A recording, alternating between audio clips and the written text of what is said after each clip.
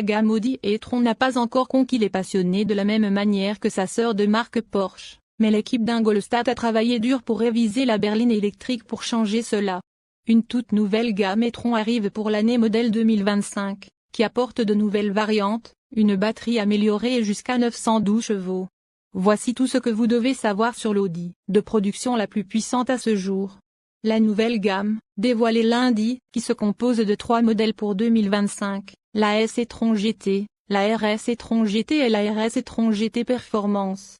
Les 3 modèles sont soutenus par le système de transmission intégrale électrique à vecteur de couple de la marque, en raison de la configuration à 2 moteurs de la voiture. Le ES e-tron GT d'entrée de gamme devrait arriver avec 670 chevaux, ce qui permet des sprints de 0 à 100 km/h en seulement 3,4 secondes. La RS e-tron GT apporte un peu de puissance supplémentaire, avec 844 chevaux disponibles. Cela permet au modèle RS d'atteindre 0 à 100 km/h en seulement 2,8 secondes. La RS e-tron GT Performance est le premier véhicule électrique à recevoir le surnom Performance de la marque, ce qui est compréhensible compte tenu de sa puissance ridicule de 912 chevaux. Audi affirme que le modèle haut de gamme sera capable d'utiliser cette puissance pour passer de 0 à 100 km/h en seulement 2,5 secondes. Les 2 modèles RS offrent une vitesse de pointe de 250 km/h, tandis que le S e-tron est limité à 245 km/h. Les modèles RS bénéficient également d'une fonction Boost, qui ajoute 94 chevaux jusqu'à 10 secondes à la fois. Les chiffres de puissance maximale sont sûrement liés à la fonction Boost. Les améliorations du groupe motopropulseur ne se limitent cependant pas à une petite augmentation de puissance.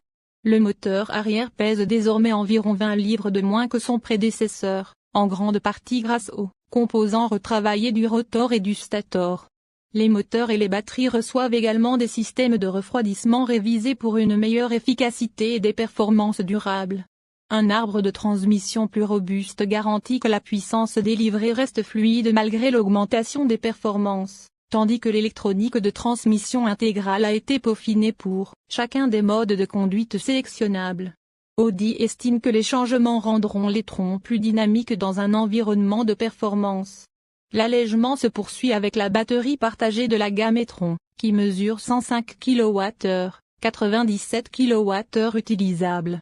La batterie elle-même pèse désormais environ 20 livres de moins, ce qui fait pencher la balance à un peu moins de 1378 livres. La configuration de refroidissement retravaillée, combinée à certains ajustements de la chimie des cellules, a permis d'augmenter la capacité de 12%, avec des courants de charge et de décharge maximum désormais évalués à 400 ampères. Les modifications apportées au système de charge réduisent également de 5 livres supplémentaires. Audi affirme que la gamme e-tron offrira jusqu'à 600 km d'autonomie par charge sur le cycle européen WLTP. Attendez-vous à ce que ce chiffre baisse d'un pourcentage significatif lorsque les modèles arriveront aux États-Unis. La puissance de charge maximale au sein du système a également été augmentée à 320 kW, soit 50 kW de plus que le modèle précédent. Cela garantit que l'e-tron se chargera rapidement, passant de 10 à 80% de charge en seulement 18 minutes avec un chargeur rapide CC.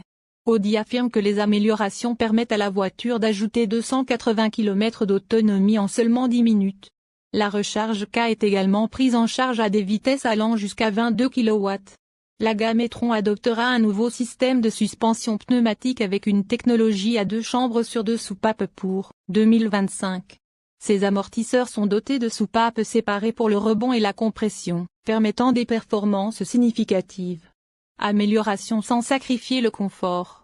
Porsche utilise également cette configuration sur un certain nombre de ses véhicules.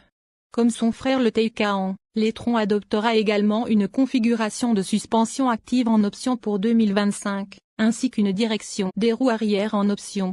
Cette suspension est mise au sol via un ensemble de roues de 20 pouces dans la spécification S e-tron GT, tandis que les modèles RS disposent d'une gamme d'unités de 21 pouces parmi lesquelles choisir.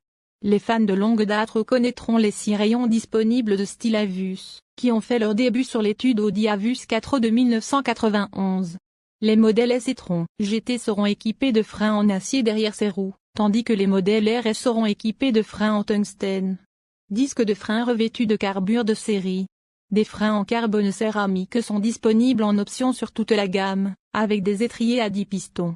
L'e-tron bénéficie également de quelques ajustements de style pour la nouvelle année modèle, avec des looks distincts pour tous les différents modèles.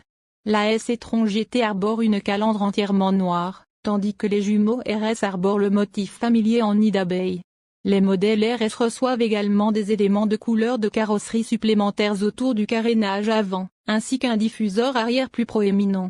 Les trois modèles adoptent également une version retravaillée des anneaux dits, qui ajoute un peu plus de dimensionnalité au nez. Le toit en carbone que l'on retrouve sur la RS est une belle touche, mais le toit en verre électrochrome en option est tout aussi impressionnant. Le modèle Performance peut également être équipé de carbone extérieur supplémentaire pour faire savoir aux gens que vous avez opté pour le modèle rapide. Vous avez le choix entre 9 teintes extérieures, 2 points blanc Arcona, bleu Ascari, gris Daytona, argent Florette, gris Mora, noir Mito et rouge progressif. Le gris Nimbus est une exclusivité RS, tandis que le nouveau vert Bayford n'est disponible que pour la version Performance. L'intérieur de la gamme e-tron bénéficie également d'ajustements notables, tels que des sièges améliorés, un nouveau volant, des seuils d'entrée redessinés et de nouveaux graphismes à travers les différents écrans. Le volant carré est une nouveauté pour la marque, qui rappelle quelque chose que l'on retrouve dans un produit Corvette moderne. L'Audi Virtual Cockpit comprend également quelques œuvres des packs pour les clients performance, notamment un mode qui fait rappeler au groupe les jauges blanches de la RS2 avant. La gamme e-tron 2025 est désormais disponible, à la commande en Europe, avec des prix européens à partir d'environ 135 000 $ pour la S e-tron GT.